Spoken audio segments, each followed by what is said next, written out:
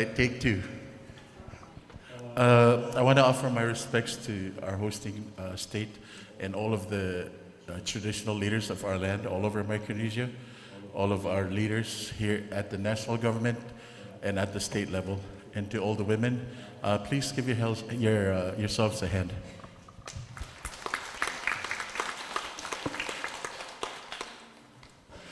This presentation is from the Gender Support Officer from YAP. She wasn't able to come, and she's an officer in my department, which oversees, which I'll go into. But she was supposed to be here, but due to family emergency, she wasn't able to make it. So with my presentation is about women's economic empowerment, education and training, and women in decision making.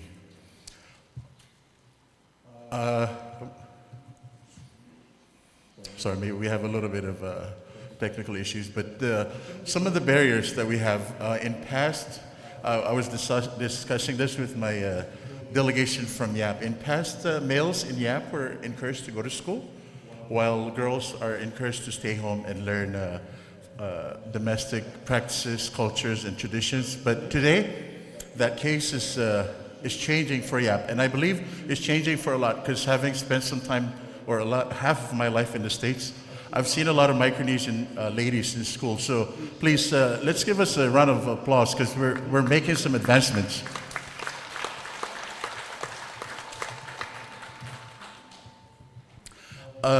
Traditionally in Yapese culture, women are they're more reserved, they're modest. If you can tell, yesterday during the dancing, with the Yapese women, did they do a good job, or? All the Yapese girls want to kill me afterwards, but yeah, so they're more reserved and modest. When it comes to entertainment in Yap, it's taken seriously. So we would practice for months and months just to perfect one dance. But here, I noticed that we're just dancing.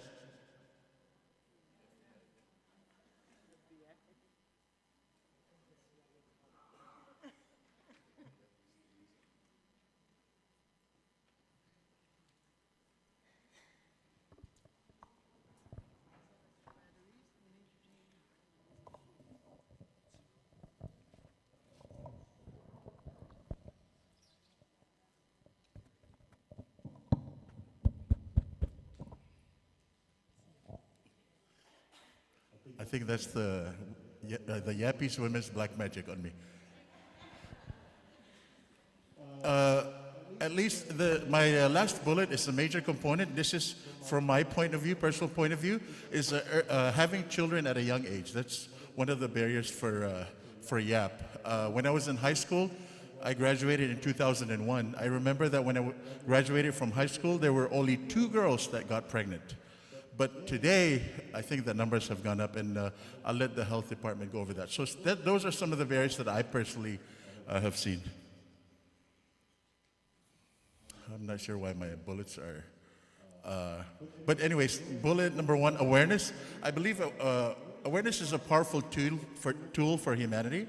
The more you know, the more we know, the more we're capable. So I think with all of these conferences, I know for a fact that this is the second time. Who was at the Kosrae Women's Conference 2 years ago? Oh yeah, I see a lot of faces. Everybody lost some weight except me. And then encourage, I want anything, I go to the stores and I buy betel nut from one store. This is true story, by the way. I buy betel nut from one store, I split it into 2 bags, and I sell it for more profit, so then I can buy whatever I want. That's a true story, I'm not lying. Hopefully she's not watching online, or she'll know my secret. Also, the trust. This trust needs to come from leadership point of view in the government, as well as us leaders.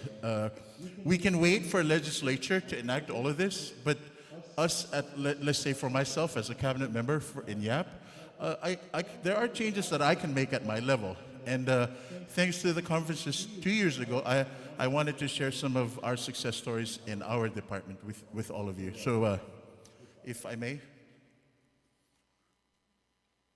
Oh, I already covered that. It's the cliche that we have now is we have to do all these bills and all that, but the bottom line is our leaders, we need to catch up with time. We definitely in the losing phase of time. So in our department, please pardon the technical issues. So in my department, if you can see, we have the Youth Services Division in my department, the Yap State Historical Preservation Office, the Yap State Election Office Civic Affairs Division, the Gender Support Media. We cover the radio. We have State Protocol, State Public Information, the website office, and we're also in YAP. We're the counterpart for Secretary Samo from Health and Social Affairs, and then also counterpart for DFA. So when all of the U.S. government, like the FBI, CIA comes, they go through our office at the DICA. But I'm here to tell you that we have some good news. Before I came into office, my department had less than 20% women. And I believe going to the conference in Kusrai in my department. So give a hand to all the girls and all of you ladies in my department. So give a hand to all the girls and all of you ladies. I do face some backlash because I've been hiring a lot of young people, a lot of young ladies to serve in my department. For example, last night we received our president into YAP, and my protocol team was led by a girl. As a matter of fact, my acting director in my absence is a 23-year-old girl. And I'm already getting a backlash for that because nobody puts that, only me. So if I don't have a job when I get home, then you know because of all this. But at least somebody has to do it, right? What else? I wanted to share something else. Did I share that over 50% of chiefs are girls in my department now? I wanted to share that our public information officer, usually held by a man of older, more educational background, is now held by a 22-year-old from the outer islands of Yap. Yeah, and so give her a hand. And with her work published on a daily basis, so before YAP didn't really have a page happening on a daily basis, but now YAP, amongst many others, we have news bulletin every day. And it's all put together by that girl that hasn't gone to college yet, but I'm helping her to go to college. My first PIO was 24 years old. Last fall, we sent her off to college. So we sent her off to college. I wrote recommendation letters. We got her a scholarship, so she's gone. I have a new younger girl who's a public information officer that we're getting ready to send her off to college. So there's a lot of things happening in YAP. I'm not trying to say that YAP is doing it perfectly, but we're making efforts towards all of this to empower women because I personally believe that without women, guys would be lost. Last is thank you. And I'm sorry? Oh, my wallet. It's in Yap, I think. And lastly, I'd like to share a story I read in a book. If it's that okay, Mr. Augustine or Takiko, is that okay? 1 more minute, please. Okay. Okay. She's timing me. So there were all the ladies and guys. One day they died, and we all went to heaven. And then God said, "You guys heard this? You guys heard this story? Who has heard this story already?" Okay. So they all went to heaven, and then God said, "Men, I'm starting to get really disappointed because you guys are supposed to be leaders, but instead all the women are leading. So can I please have all the men that are actually leading in your families to stand in this line over here?" So God said, "Stand to the right." And then all the ones that don't lead, the women are leading. Oh, thank you. To stand to the left. So all the men that died in heaven, they all went to the left because they're not leading in their family. And the only one man was standing on the right. The one that's supposedly leading his family, right? So God said, "Wow, good job, son. You're doing a really good job. You're leading your family, right?" And the guy looked at God and said, "I don't know. My wife told me to stand here." Thank you so much, and that's it.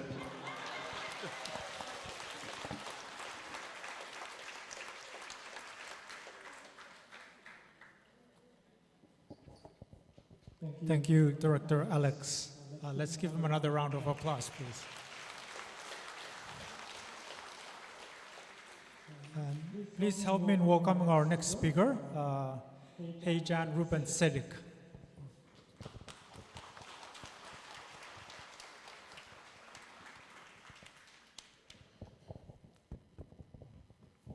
Thank you so much. I hope I don't bore you.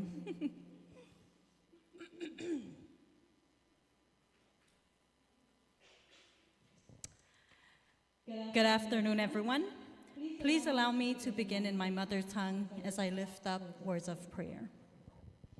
Atskiriso mawariduk sevatskot mirabraponem, reroptong meabububets. Afangirigem epitakun, yaronorurep kirisong, veritere fang.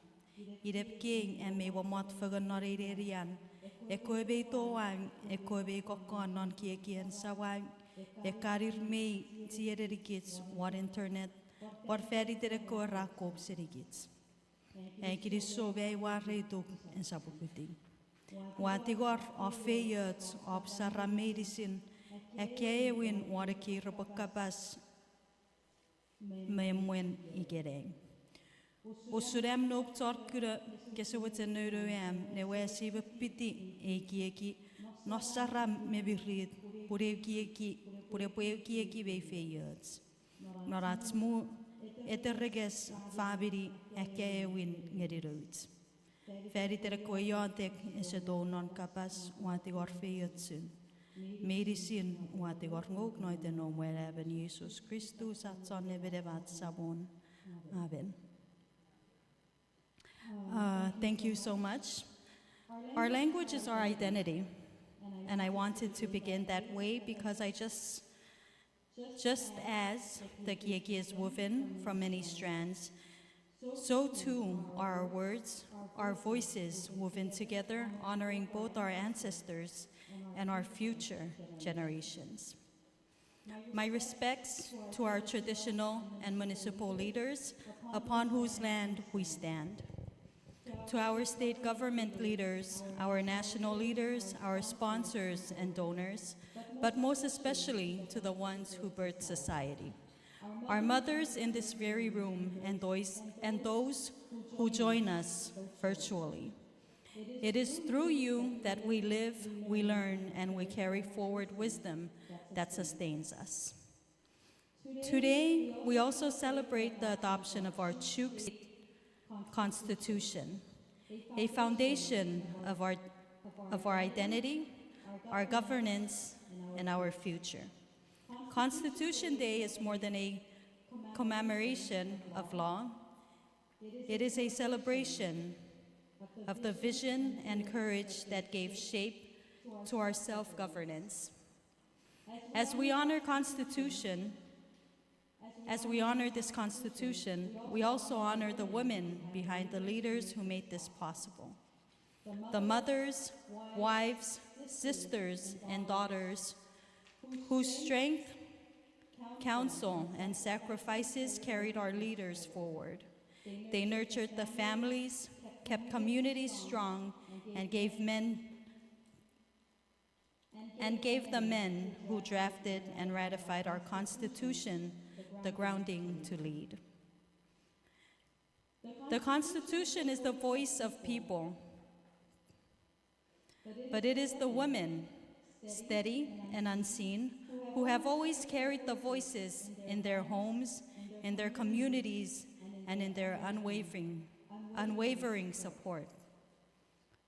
On this Constitution Day, let us celebrate not only the law that governs us, but also the women who choose woven resilience who made this law possible.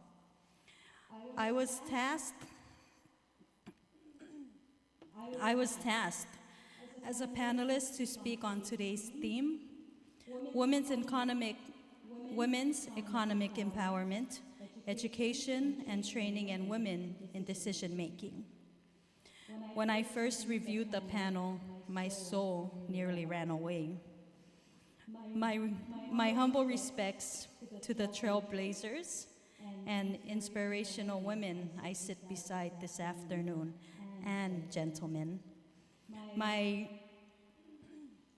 I know there's nothing I can say that you have not already lived, faced, and overcome. I apologize in advance for my small voice among giants.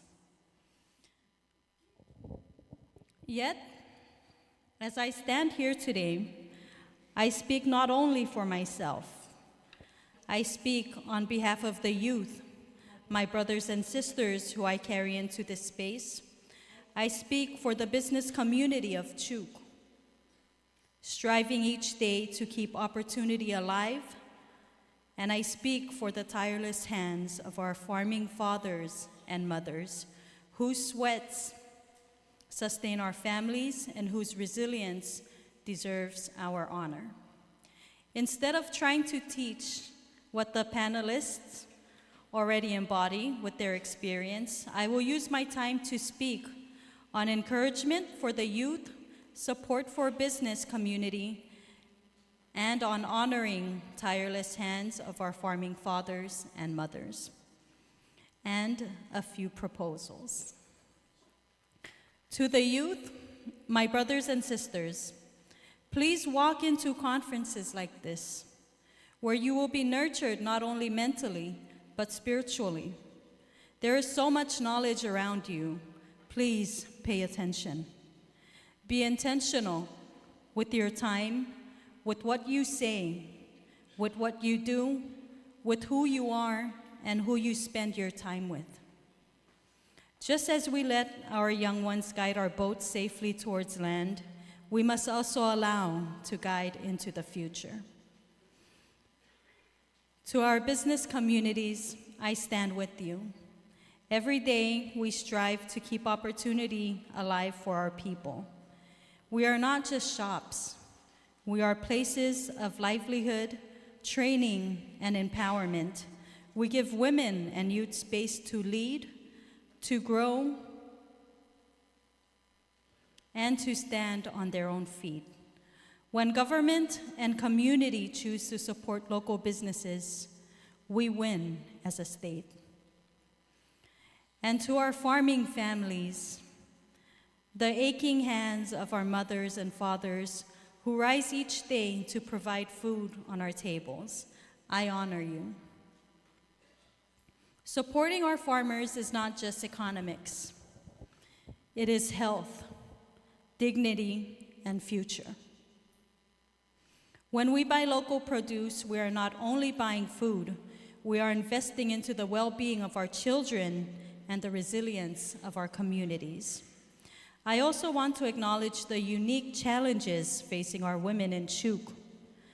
Geography, culture, opportunity, access, and policy are all critical factors among many.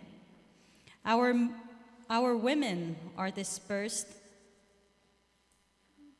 across the islands, from the Chuuk Lagoon to the outer islands, which is a long-standing challenge when it comes to access to resources and opportunities. Culturally, women are often limited to domestic work, thereby missing their potential in other areas. With development partners here with us to support us in achieving women empowerment objectives, we must recognize the need for innovation or innovative solutions. In Chuuk, older women are keepers of traditional arts and crafts, one which I placed on my head today. But these skills are at risk of disappearing due to lack of interest among younger women. We need to build capacity, innovative skills to make local weaving and handicrafts appealing and attractive for women to engage in entrepreneurship.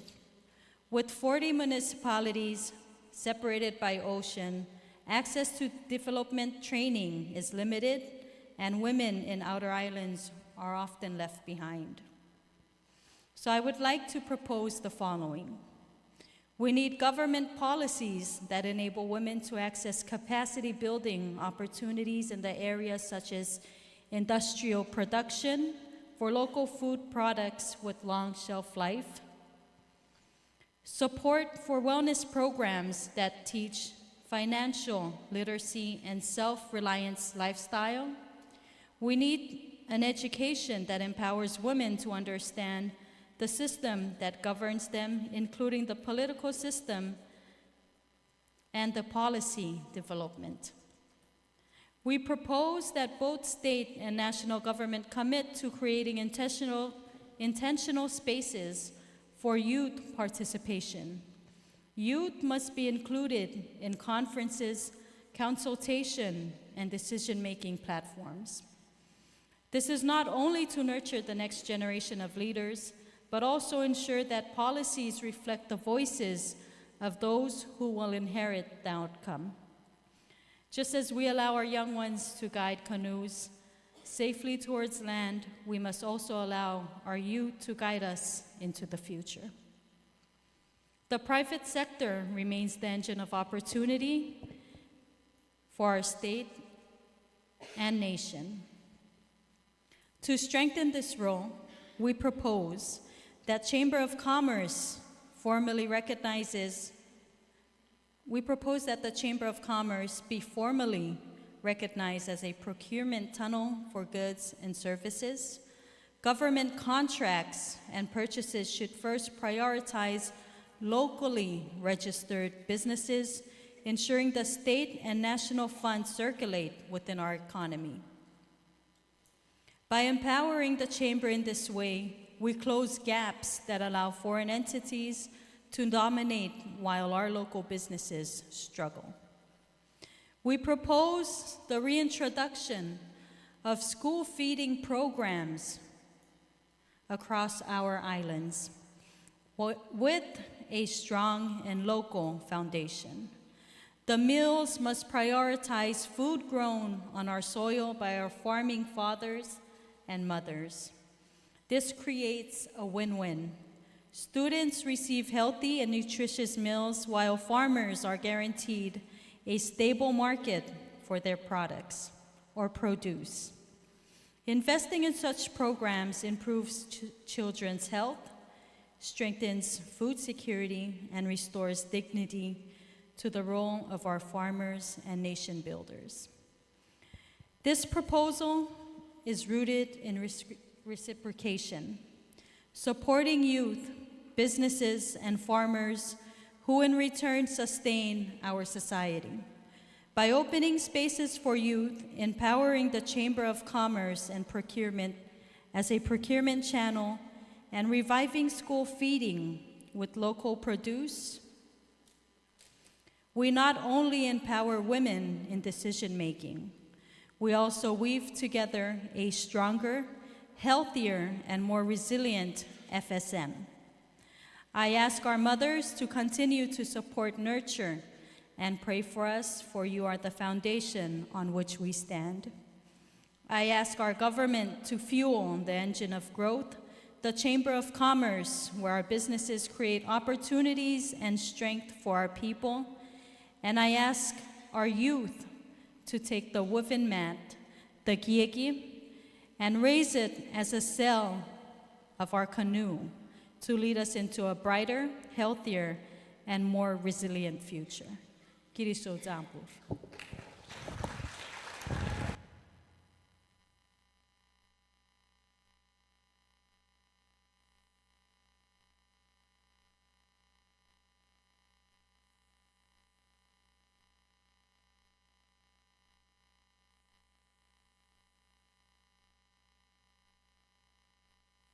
Testing.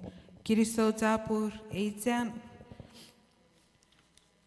Let's now welcome our next speaker. May I invite the Honorable Yoslin Sikra.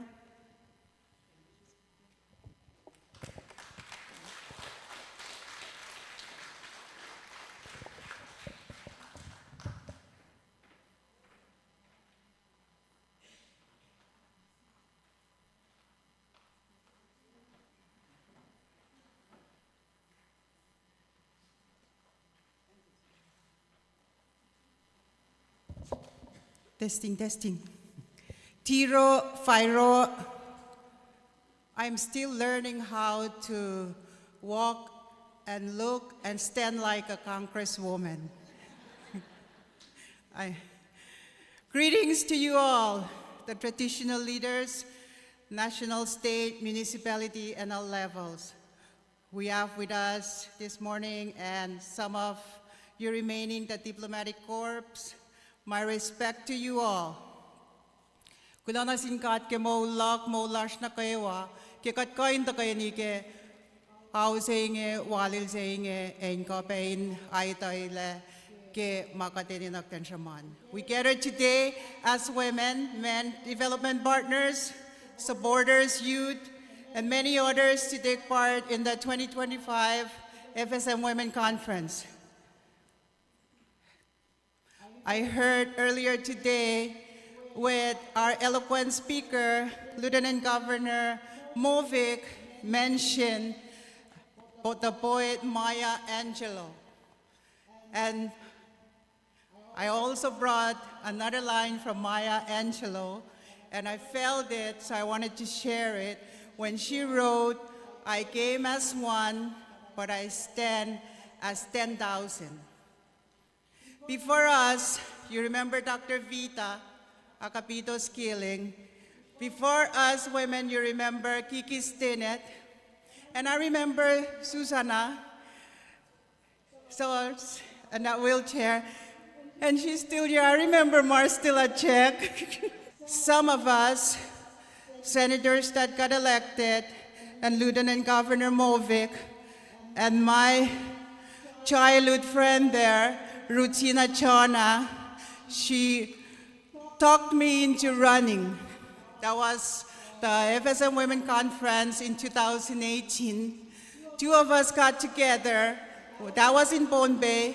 And she said they've been talking about this woman in political participation for how long? Let's run. And then I said, if you run, I will run. Because we don't talk about running in Koshai. So we only hear about running when we join these women conferences. They told us when we first joined in 2012 to get that domestic violence law passed. We went in there, we got very busy. So we got that domestic violence law passed. And so we look at each other, how long are they going to talk about these women in political participation? So she ran, I ran.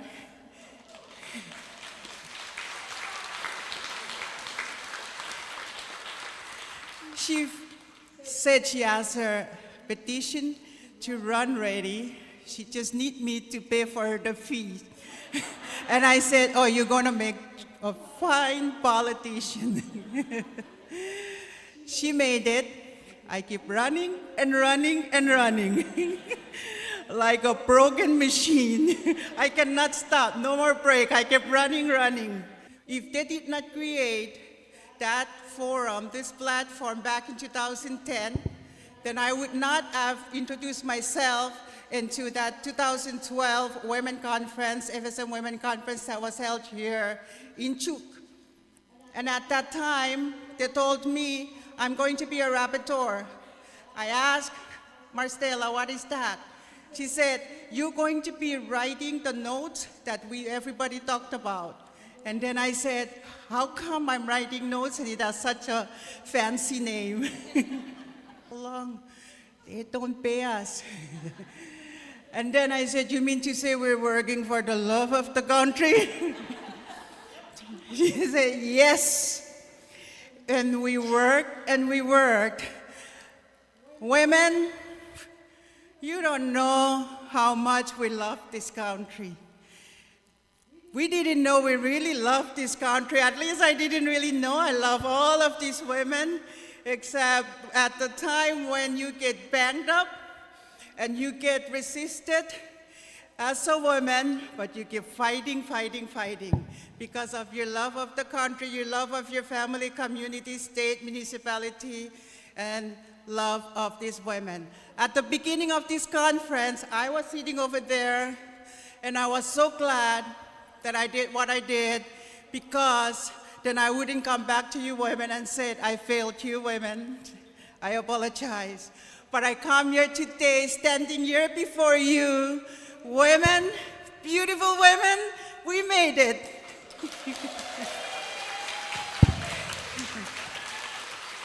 Okay, I can go on and on, but I was told I only have 5 minutes, so I'm going to go straight to my message.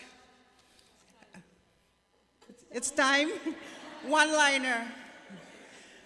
So I kept running for Congress. They didn't vote it for me, so I made it to Constitutional Convention. So my message today, women, have your own voice. Don't try to copy somebody else's voice, because your voice is unique, original, and beautiful. I remember that time that there was 24 of us delegates, and the men were they bickering, or they were just debating and they're arguing? So they were talking, and then I said, Mr. President, and he said, Delegate Sikra, you have something to say? And then I said, it's time to hear a woman's voice. What that voice is, I didn't know what I was going to say, but I just told them it's time to hear a woman's voice. So they waited, they gave me the look like, is she gonna sound like our moms? Is she gonna sound like our wives? But you carry your voice. And what's your voice? The voice that helped you weave, the people that help you weave that KIEKI, that KIAKA that you stand on. Your family, your teachers, your church, your education, your work experience, you go in there. There are many men in our life that are great supporters. They give us also our wisdom. We take their experience as well. Women, we have something. When we speak, we have that inner peace in us that resonates throughout when we have all these men that we're talking to. We must maintain our modesty, our respect to our men. We believe in ourselves. The more and more we get resisted, the more and more I believe, and I love being a woman. God made me a woman, and forever I'm going to be a woman, and I'm going to make sure that I take your voice to the decision-making table. Now, decision-making. Why is it so important for women to get involved in decision-making? The only word that I can sum it up is responsibility. As occupants of this country, this world, this land, we all have responsibilities. We are responsible for our own lives. As daughters, attending to the needs of our elders, we have a responsibility. As mothers, we have a God-given responsibility for our children. We bring our children to this world, and our responsibilities as mothers never ends. We make decisions at home. You develop your role as decision makers in home and in the community. Women in decision-making bring to the table diverse perspective. We women have life experiences that we can contribute to the betterment of our governance. Each of you must get involved in the weaving of the mat, the KIEKI of our lives. Dr. Vita, KIEKI, and the many great women before us weave this platform for us, our KIEKI, and now we stand on as our women's platform. I encourage each and every one of you women to take your part in weaving every day, each day. Do not be weary of doing good, and in doing good, do them all in peace, love, respect, and in harmony. For when you show peace and love, you are showing that you are a woman of faith. You are showing God to the world. Thank you, FSM women. God bless you all. God bless the Federated States of Micronesia.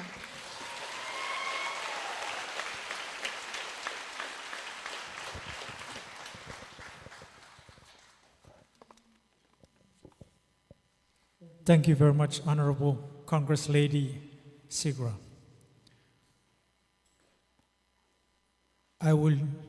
ask that you share the fuel you use for running and running and running and without stopping.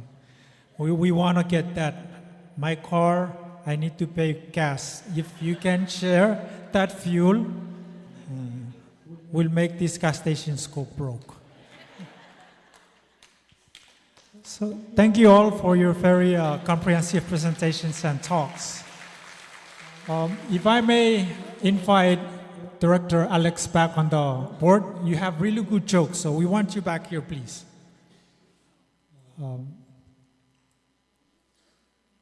Is he still around? I think we're now at a stage where some of you may have some questions that you would like to ask this very wise, young, good-looking, nervous folks up here on some of the very good topics that they shared with us this morning. Maybe to kick that off, something I am very interested in asking the very good-looking guy on that side, Dr. J. He shared something that really touched me.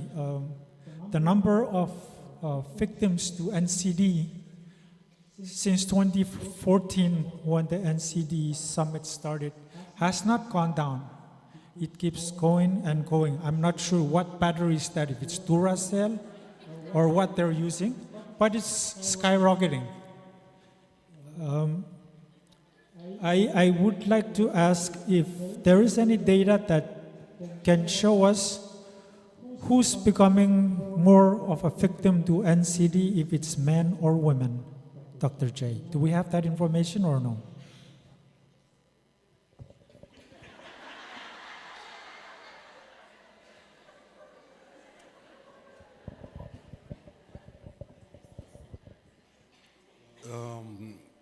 Thank you, moderator, for the excellent question.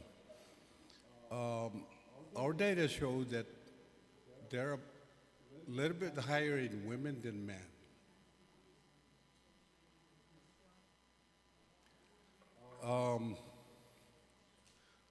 Also, one of the data also shows that there's a very high rate of obesity in women that predisposes to other chronic illness, like diabetes, hypertension, and cancer. As I mentioned earlier, cervical cancer is has a very high rate in FSM compared to other regions. So that's the data that we just recently started analyzing to see exactly where the problem is. Thank you. Thank you, Dr. J. You look good. You look handsome. Do we have any other questions?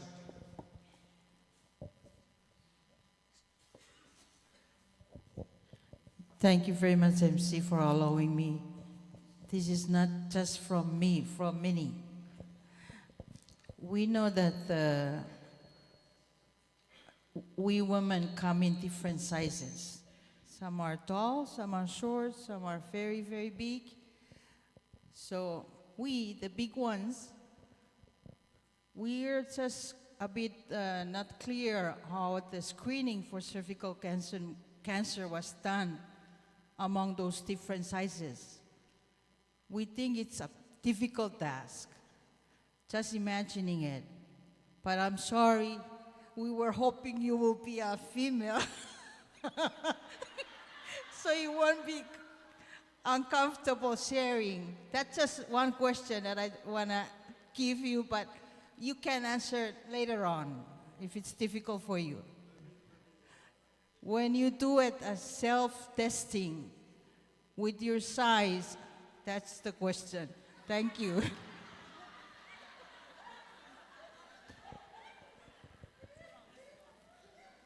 Do you want to respond? Is there such one size fits all, or?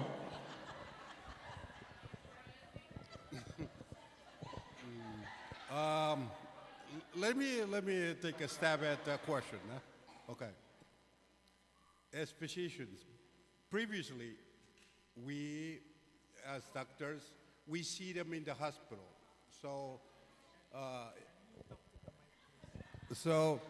But I was hoping that I was trying to get some of the YAP cancer team program to come so that they can properly answer your questions regarding these. But I would, it's, I give you the testing kit, and then you go and do however. Privacy, so that I know how how you manage. So, but I don't have but Dr. First Lady of Pohnpei with assist.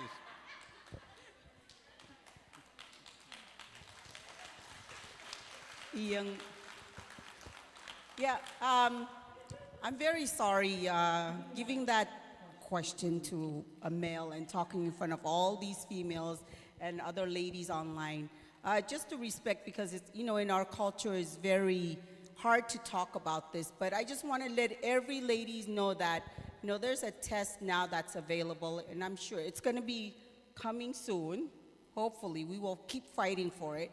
But right now, it's actually being implemented in the RMI, Kiribati, Tuvalu, and other countries. And it's called the HPV self-swab. Do you remember the COVID, that test you put in your nose? Well, it's the same kind of test, but we put it in our private, where the ladies, okay? And all you do is it's you, nobody else. And you know how we always say, oh, no, that's a man. We don't want that. So it's you, yourself. You just put it inside, and then you give it back to the doctor or the nurse, and it's finished. So no more excuses for ladies, okay? So medicine has changed just so that they can help us. And there is no excuse, in the end, for the ladies to die from cervical cancer. And I want to encourage all the ladies, so please bear with us. Tomorrow I will talk a little more about it. Thank you. Thank you, First Lady, Dr. Raina.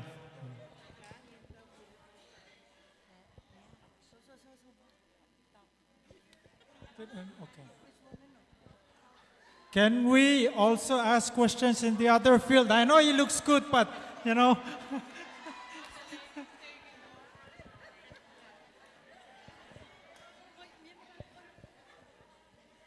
She's a doctor too, so she can respond. Should I stand? Thank you. Mine is really short. I just want to question, first of all, thank you all panelists for your awesome presentations. Now we know where we stand. Director of Finance and I, we already know we're heavy. But the question is, the extent of the survey and the presentation that you presented in this platform, at least this is coming from the grassroots in the community, at least the community that I come from. One of the main reasons for this oversizedness that we do is pregnancy and the contributing ancillary attachments of contraceptives. So the question is, most of these women that have gained a substantive amount of weight, some of them don't actually eat a lot too, but some are side effects of contraceptives. So the question is, have your survey extended into discovering solutions and strategies in that root cause? And the second question is, if there's a study or strategy in addressing men to also take contraceptive to balance out the equation, because most of the women, at least from my community, are still not in the position to make the decision of how many children to have. So maybe a little bit of explanation on the extent of the root cause. Thank you.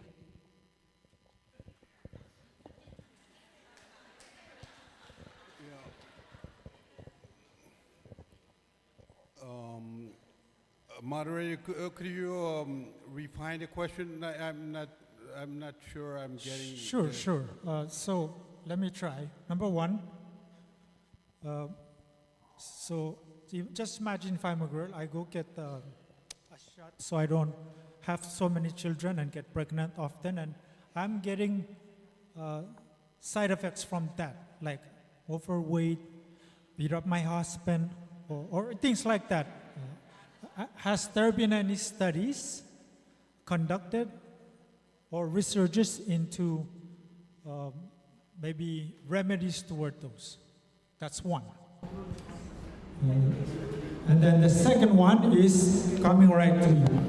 And the second one attached to that is if there's strategies that involving men in solving the side effect problem.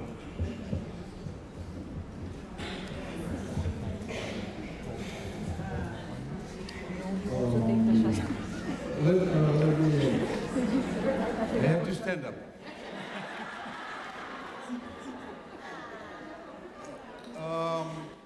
For your first question, if I heard it right, that if there's any studies that looks into the side effect of contraceptives, that's what you're asking.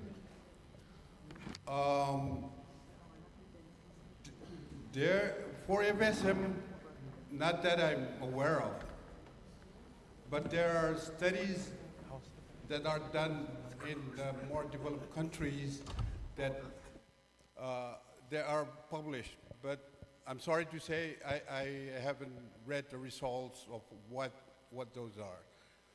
For men to solve that issue, yes, the men can just go straight to the hospital and get tied up like any other.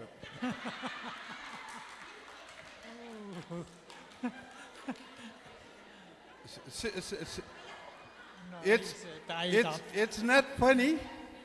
It might sound funny, but men can go to the hospital, see their physician.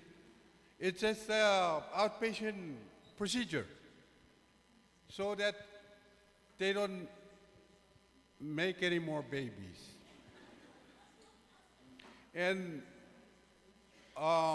it's simple, and it helps protects the health of their families, their wives.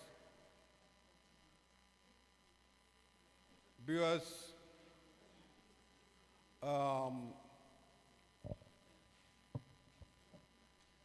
that's it.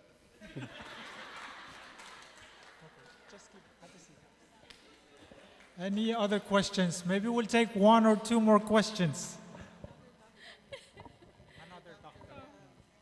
Blessing. Kailangan, before I proceed, I feel sorry for my classmate. Oh my God. Mawai chungol wow. Wan ki kauno wan ki ligan kalakal nan kiniye nan napsokes, the traditional leaders present here today, Pohnpei, Chuuk, Yap, Koshai. And of course, my respects to our panelists. I won't go into detail with my respects since we're out of time, but I wanted to say something. I've missed a portion of the question answer session as I stepped out. But I wanted to say that to help out Dr. J, it's true, the men can do something about family planning, but it has been customary that the women take the burden of making that decision. And I think it's about time we change that mindset, because men can undergo vasectomy. The only procedure available for men to avoid getting a lady pregnant is either they do a vasectomy or they use condoms. And they may go and utilize hormonal treatment for them to probably manipulate or adjust their sperm count in some ways. So it's not so much a question, but I wanted to just share some thoughts and ideas that it takes a lot for, I think culturally, it would take a lot for our men to be the one to come forward and initiate that. Because normally, that burden of making the decision to prevent further pregnancy is placed on us women. But with time and with awareness and education and with solicitation from our men folks, I think we can also try to go in that direction and take that direction. It's a new mindset, but maybe it's about time.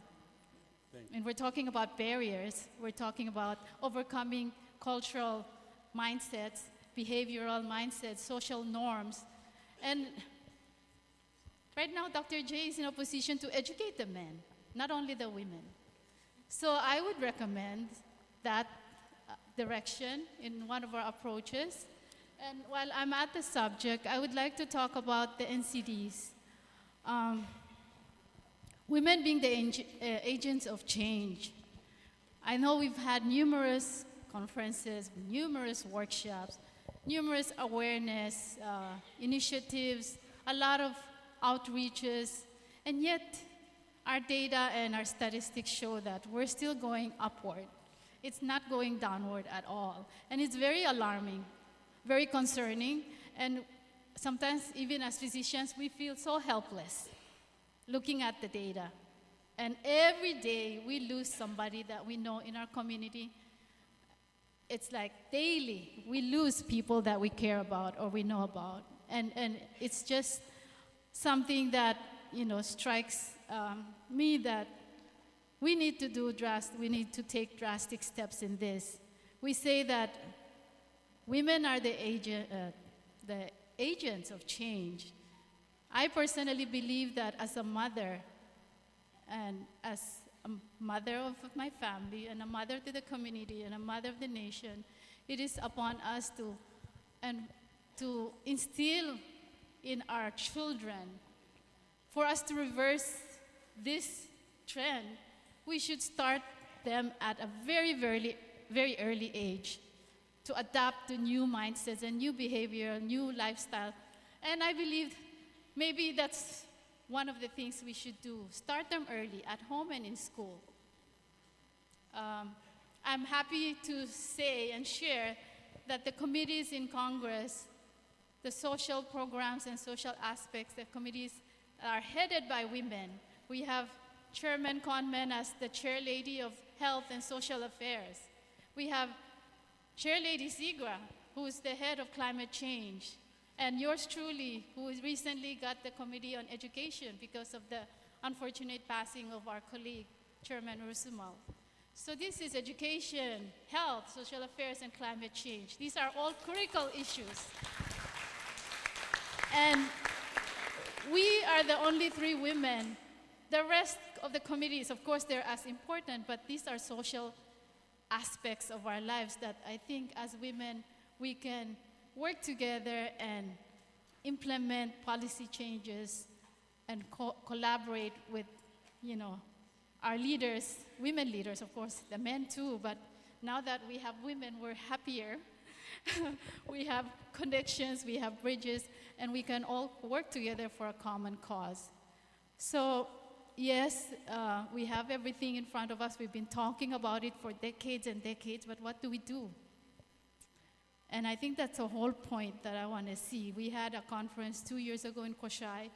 I was unfortunate not to have attended that. I don't know exactly, I can't recall what the outcome document was on that conference, but I hope that 2 years from now we have more concrete and meaningful consequences from this conference. So thank you very much, Dr. J, and thank you, everybody. Thank you, Senator, for your kind word of advice and input. In the interest of time, we're about 2 o'clock and we have 1.5 hours left, but we still have some very important things we need to discuss, such as your recommendations based on the thematic areas. That is the number one key thing we need to complete today. So I would ask that we limit the questions to one more before we do our breakout. But before breakout, we will do something else before the breakout. But any other question? I'm sorry, I didn't hear that. Okay, if none, let's all give these good-looking men and ladies a big round of applause for their great presentations and sharing. Thank you very much. At this moment,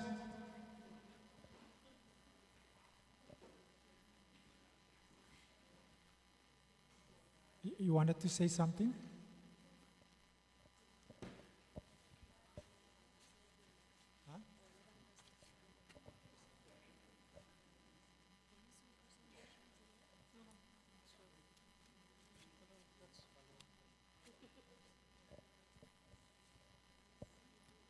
Thank you all for your patience.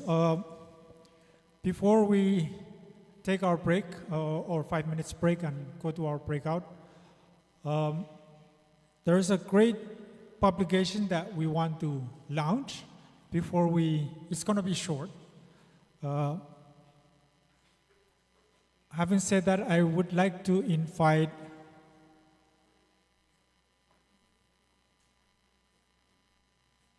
I really don't understand sign language.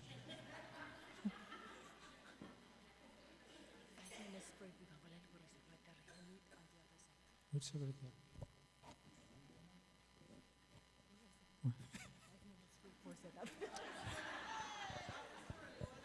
Oh, she was looking for Secretary Samo, but he's right there. So I think she needs to replace her eyeglasses. But while they set up for the launching of this publication, let's all take a break, stretch. We've been sitting for quite a while, so let's take 5 minutes to kind of like stretch and come right back. When I hit the bell, gong, gong, please come back. Thank you.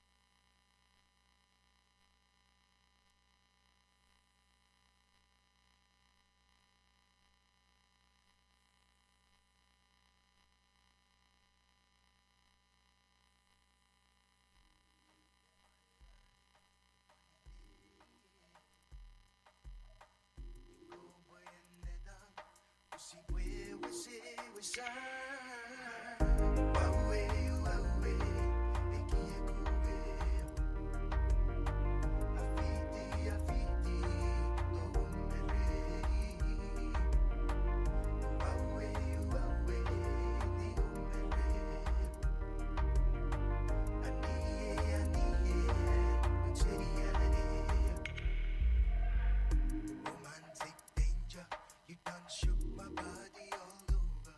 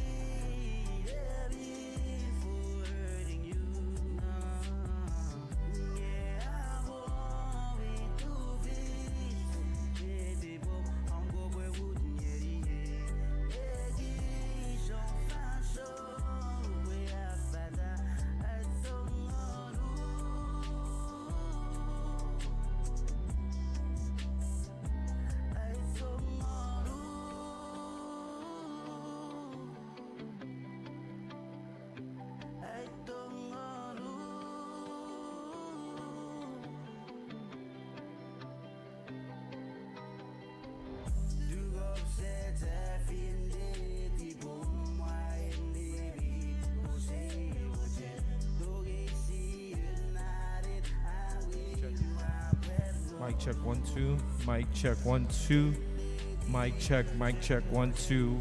1 2 3. Okay, we are good and live. How's it? Sounds good? Yeah.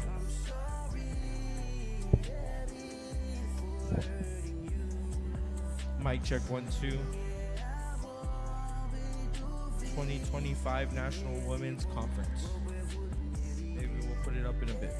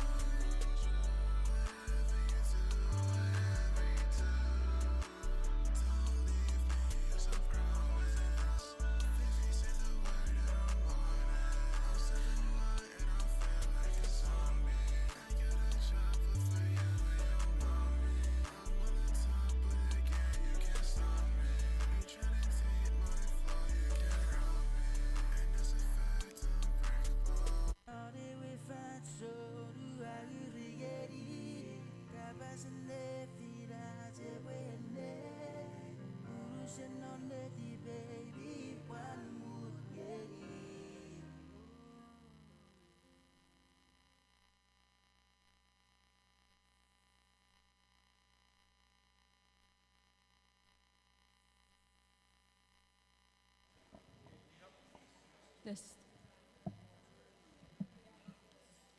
Good afternoon, everyone.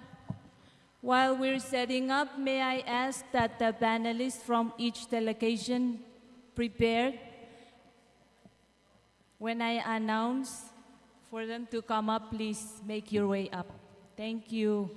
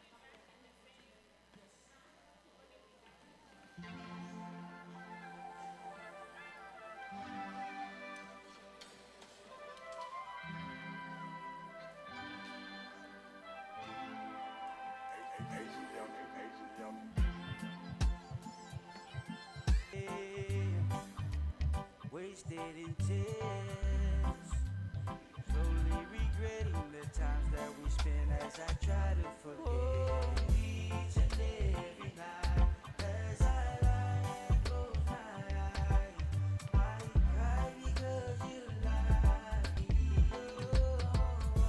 Although I tried,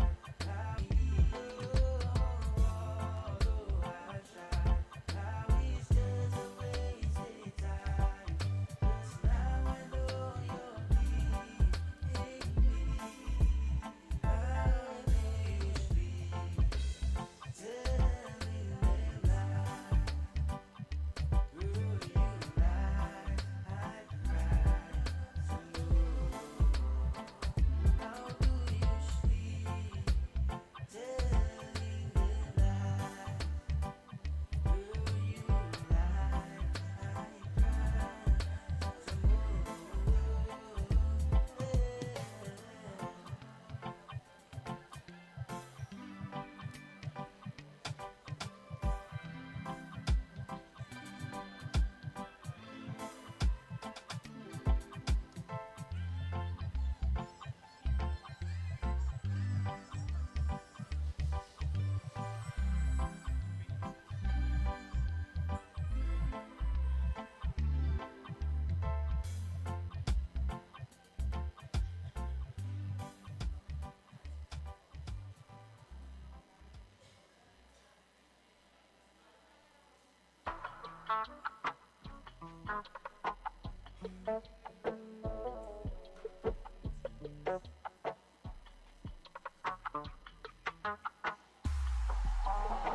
Best believe it when I say that I want you forever. I know sometimes it get rough, but it will get better. Whoa, baby, it will be fine. Let our love take its time, and as time passes by, baby, I'm sure we will find.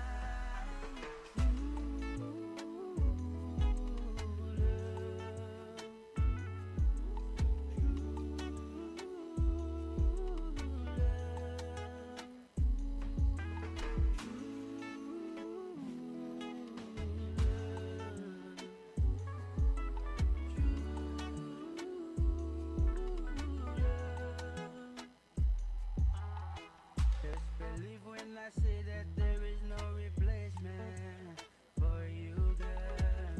'Cause you're all I want in this life that we're living. Whoa, baby, it will be fine.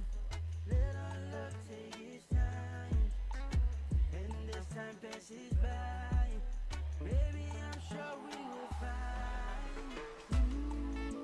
Kong Kong, Kong Kong. That's the bell, Kong Kong.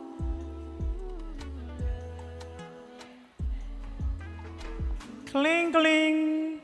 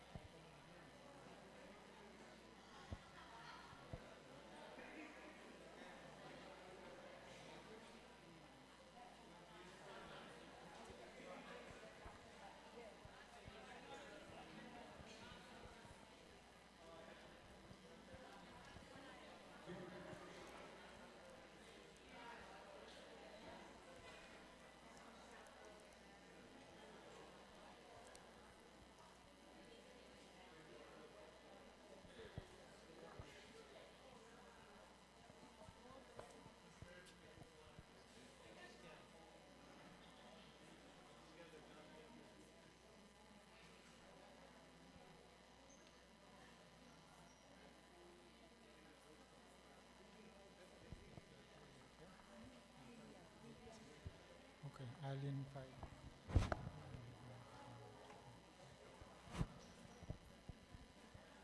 All right, I think we have almost everyone back, so let's get back on our agenda. And with having said that, if I may invite Lilian and Takiko to walk us through the launching of the Women Beyond the Reef publication, please.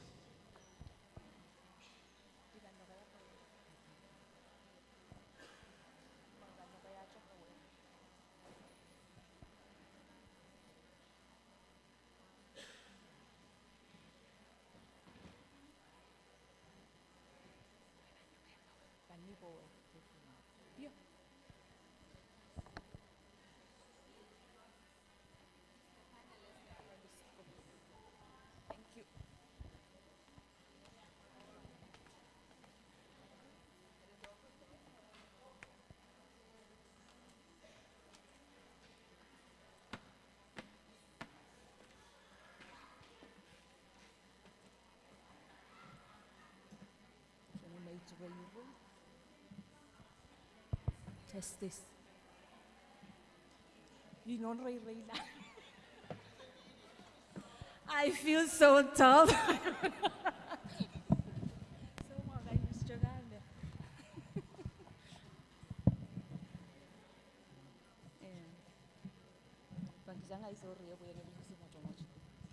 Good afternoon, ladies and gentlemen. I know it's late, but please allow us to show off some of the great accomplishment of the work for the Department of Health and Social Affairs in partnership with the UNDP. It will be the launch of the policy brief on the Women Beyond the Reef. It's an historical study of gender in FSM from 1920 to 2010, based on the census. So, that being said, it is with great honor and excitement that we gather today to officially launch the policy brief of Women Beyond the Reef. It was a long time ago. I don't think even many of us was born that time. Still somewhere in the planning stage, maybe. Till 2010.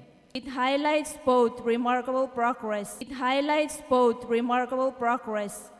And persistent challenges, serving as a call to action for all of us to work toward a more equitable and inclusive future. Today's program includes a presentation of the policy brief. They're on the table. You can get a copy after the lunch. Reflections from our distinguished panelists, an open forum for discussion and questions, and a special art unfailing that symbolizes the strength and resilience of women in FSM. Let us come together to commit to advancing gender equality, harnessing the insights from this report, and fostering a society where women's rights and contributions are fully recognized and celebrated. As we look ahead, let us remember the words of Secretary Samo. A mat woven without women's threads is never complete. Empowering women strengthens the weave of FSM's future. Today's discussion, reflections, and the art unfailing embody our collective dedication to weaving a stronger, more inclusive future for all women in FSM. I'm sorry, man. Thank you all for your presence and support. I look forward to a productive and inspiring session. Next on our agenda is the presentation of the policy brief. This document offers valuable insights and recommendations that will inform our decisions today. I invite Nicholas Turner, Communications and Advocacy Specialist, UNTP, to present the key highlights of this important publication.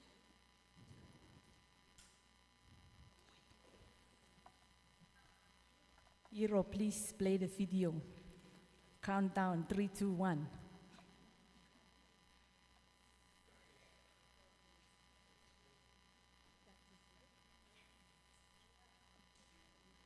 I would like to begin by acknowledging the custodians of the land of Chuuk, the traditional owners, Vice President, Governor of Chuuk State, Lieutenant Governor of Pohnpei, members of Congress, traditional leaders from Chuuk, Pohnpei, Kozrai and Yap, FSM National Government, the First Lady of FSM, state government representatives from across the FSM, members of the Diplomatic Corps, development partners, women's councils and women's associations from across the FSM, CSOs, community organisations, disability organisations and faith-based organisations, Bula Vinaka, and hello to you all from Fiji. I would like to commence by offering sincere thanks on behalf of UNDP to the Government of FSM, the Department of Health and Social Affairs, our civil society partners, and above all, the women of Chuuk for hosting this incredibly important event. By acknowledging UNDP's Women Beyond the Reef report serves as a platform to reflect, to learn, and to shape the next phase of gender equality and inclusive development in the FSM.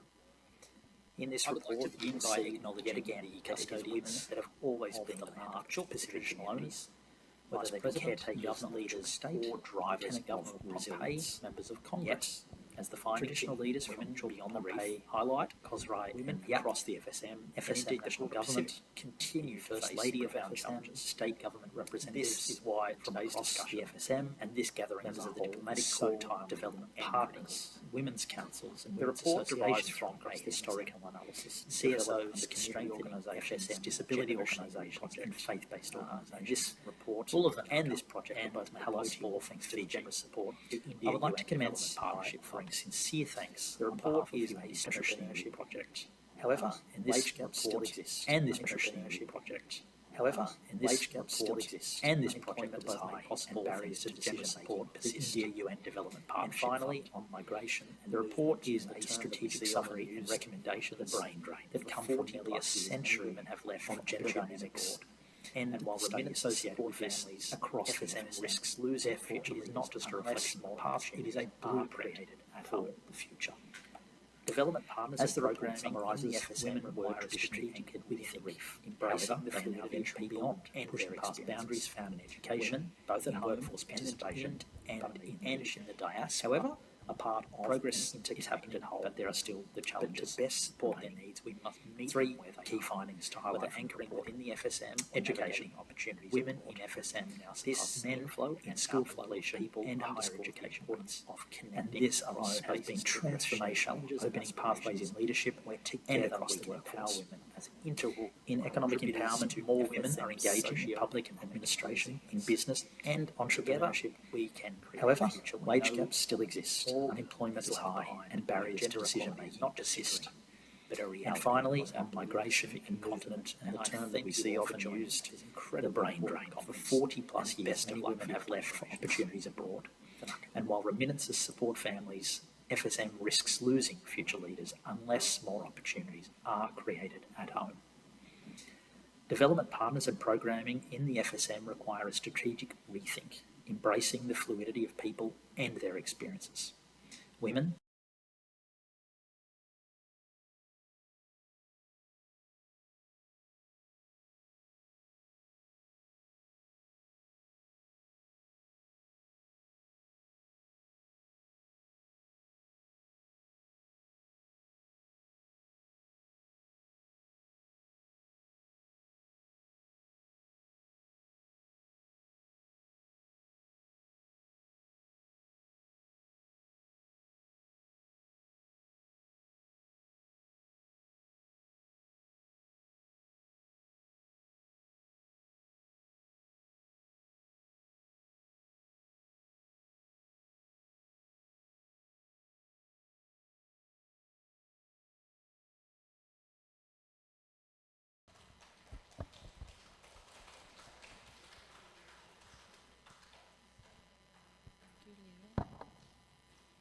If you have a copy of the brief, you may see that there's a summary, key brief summary at the back. And the detail of it is in that book. One of the highlight in this one is gender violence, GBV. Others may not believe that 33% of women face gender-based violence nationally, and it says the rates highest in Koshai and Chuuk. So we may wonder what happened to Yap and Pohnpei. Are we not reporting? Whether it's true or not, GBV happens everywhere, every day in our lives. So next on our agenda, we will now hear reflections from our esteemed panelists who will share their perspectives and insight.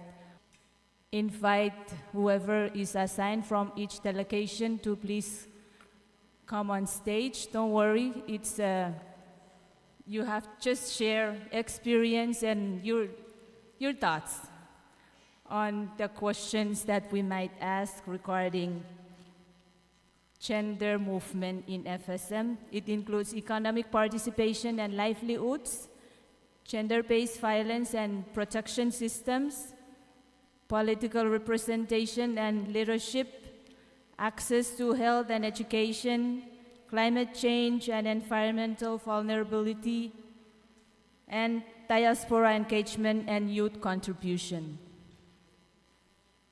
Please make your way to the stage.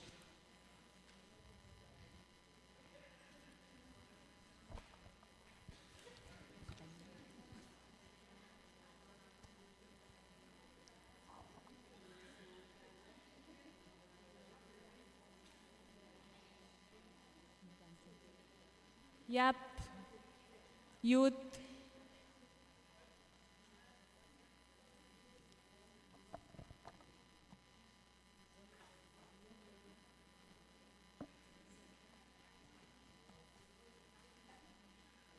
I see John. Where are you going?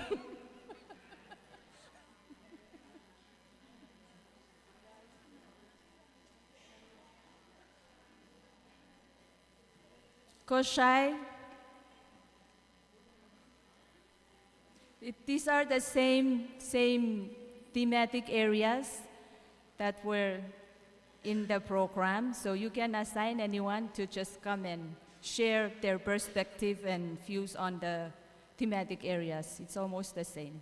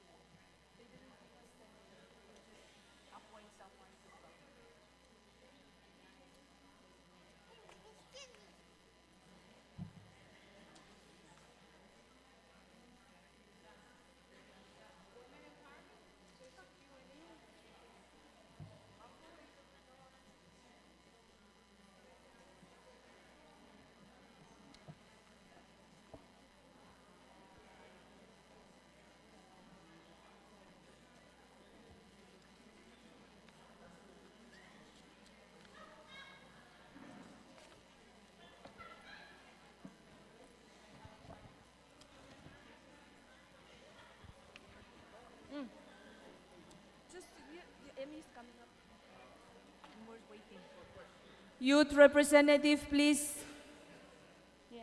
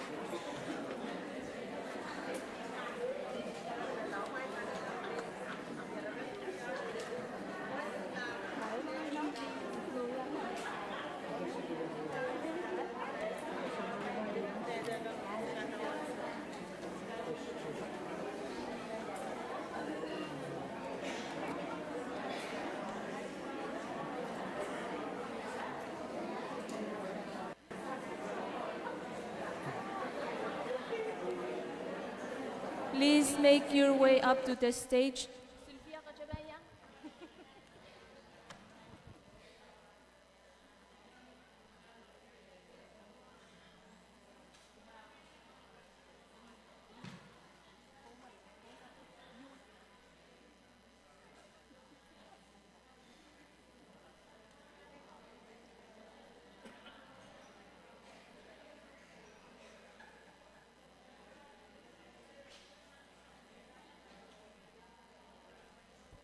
Thank you, Senator.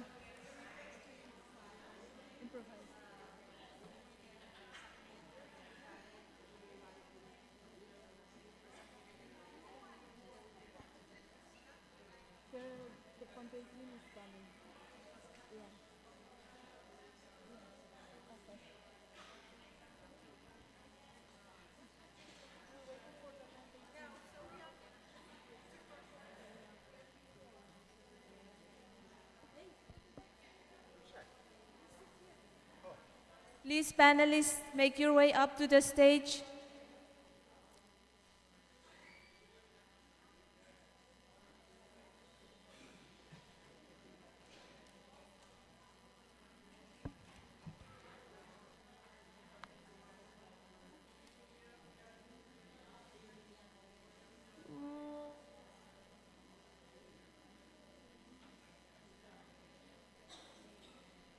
Anyone want to represent Chuuk?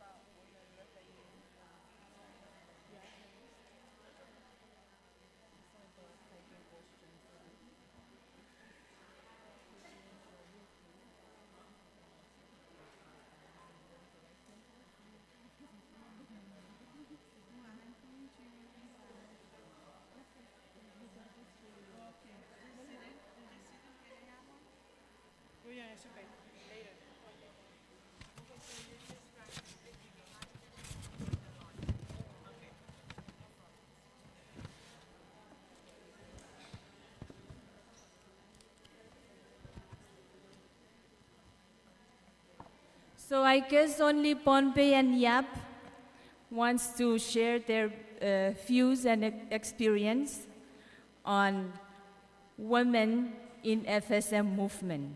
So thank you, John and AG from Pohnpei State.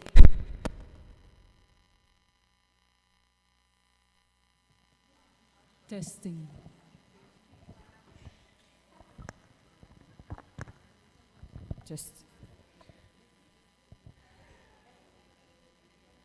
So we'll now hear from the panelists. I will read out some guiding questions. So then if there are anybody from the audience that wants to also answer the questions that I'll be reading out, please raise your hands. Excuse me, myself.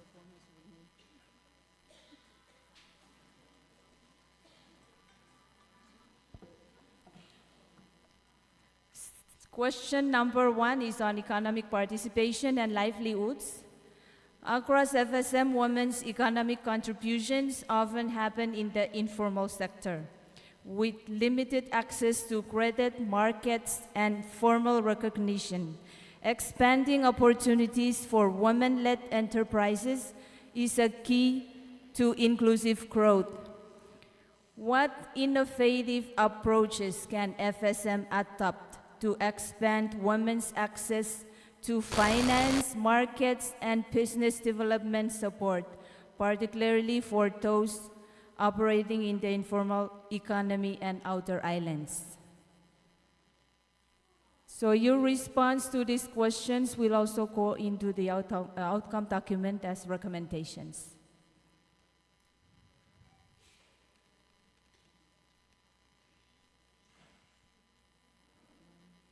Anybody wants to respond to that question?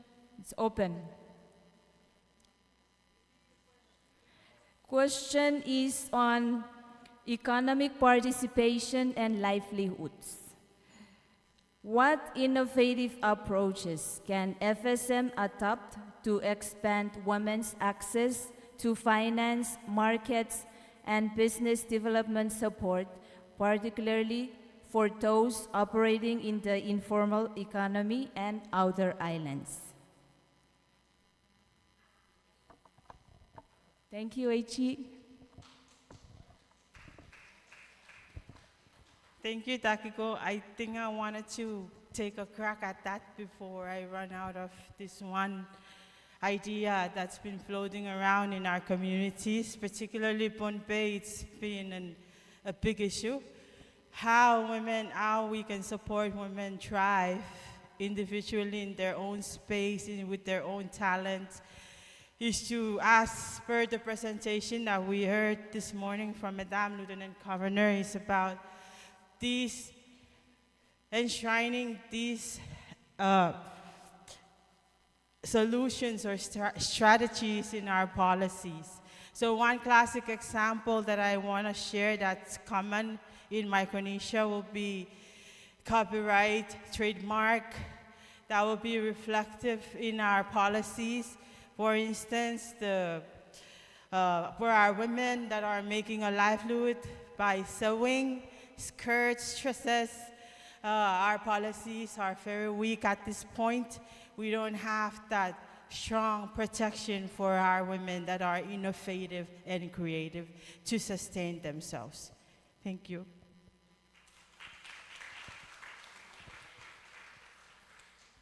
Thank you, Eichi. I couldn't agree more. For example, the women of Pohnpei, we have our skirts, and it's been duplicated, copied by Pakistan, something like that. And they're selling it at a cheaper price. Who wouldn't want to buy cheaper skirts than an authenticated one?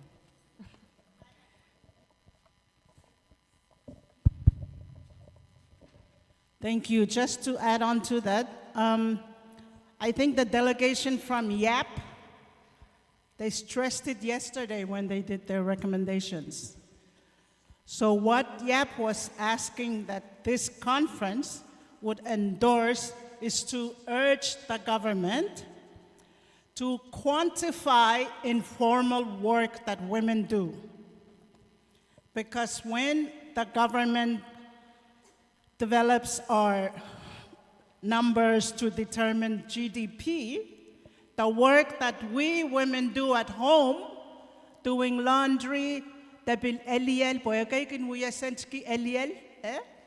that's not included in there. So when you go to the bank and you said, I make money from traditional healing, and the bank would say, bye-bye, we don't take that. You know, that's not salary. We need you to get something from your boss that says you make money every 2 weeks.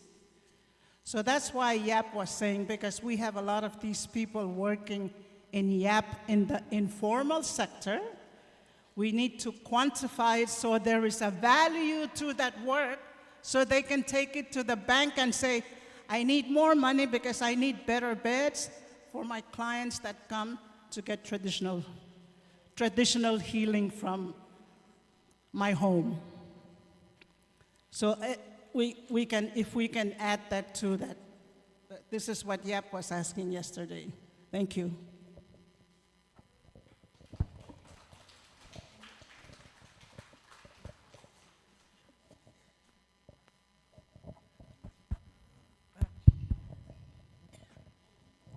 Kalang, Lucantena, can you please allow me to say something?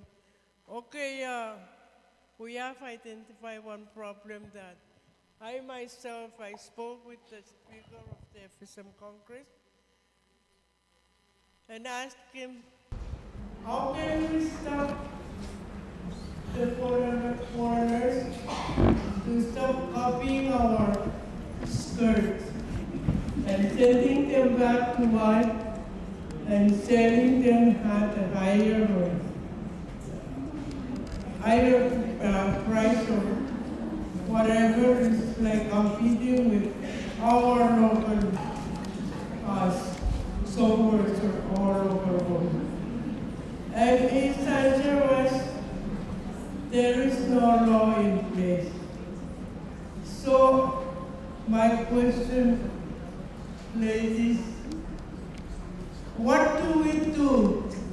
Or can the law experts help us during this conference to come up with at least the first step?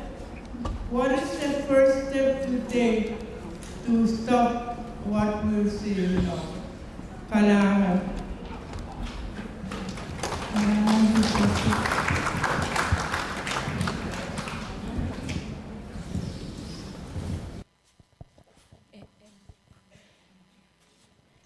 So we move on to the next question.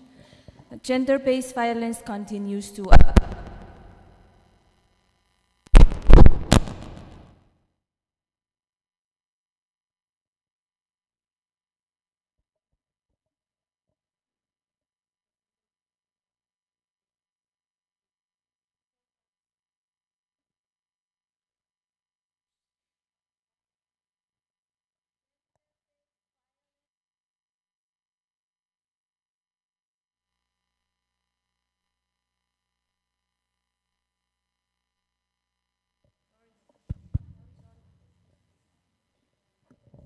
guess the mics are tired too.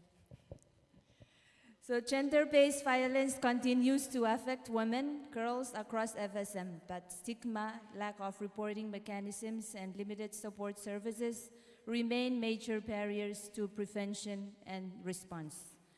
How can FSM strengthen community-based and institutional systems to prevent and respond to gender-based violence while ensuring that survivors feel safe to report and access services?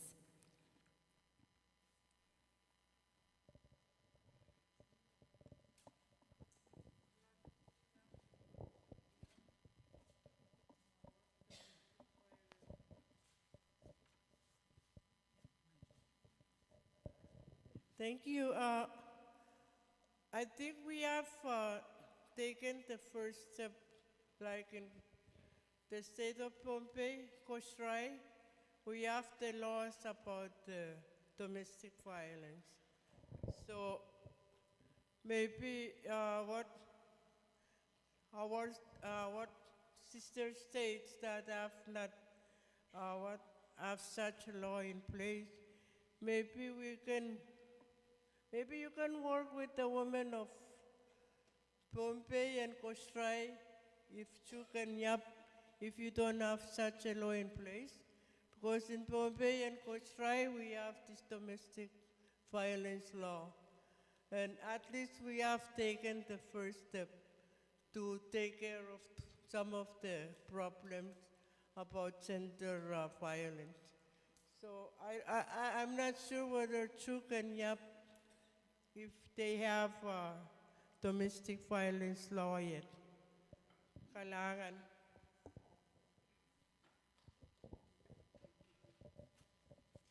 Invite from Pohnpei and Koshrai to Yap and Chuuk. That's an open invitation if you want to venture into looking at your domestic violence law or family protection laws. Chuuk has experienced a very long period of time that it has been sitting in legislature, and there's still very high hostility almost towards it. And I think also because perhaps there needs to be a revisit to it so that it can really reflect what Chuukese women or Chuukese families are also one.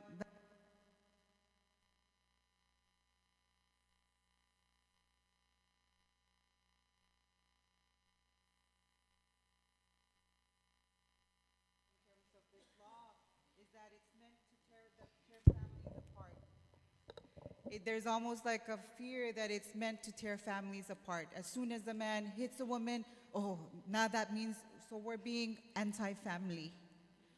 You know, so how do we change that so that it really reflects, you know, when I say Antigua report, oh, then how am I going to support my children? You know, because it disrupts the whole family and the community, because then the later effects most often is that the father is arrested and then children are sent apart. One goes to another auntie, one goes to another auntie, or one leaves, the mother leaves to go get a job outside. And so this is kind of like the stigma behind the law of the family protection, because it's kind of anti-family.